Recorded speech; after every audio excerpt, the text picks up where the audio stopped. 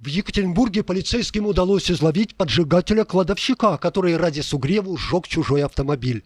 Все приключилось 9 сентября на Пионерке. 28-летний, пьяный, замерзший на ветру мужчина бесцельно бродил по двору на Июльской, заметил вишневый Ford Focus с разбитым задним боковым стеклом, забрался в салон, чтобы согреться, всю ночь прокимарил, а под утро промерз до костей и развел костерок прямо в салоне автомобиля.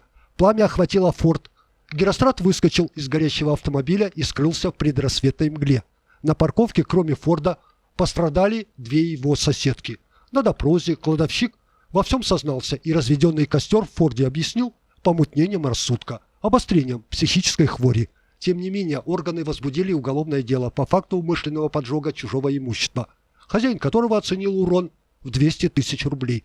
Вероятно, собственники подгоревших автомобилей тоже выдвинут кладовщику-поджигателю денежные претензии.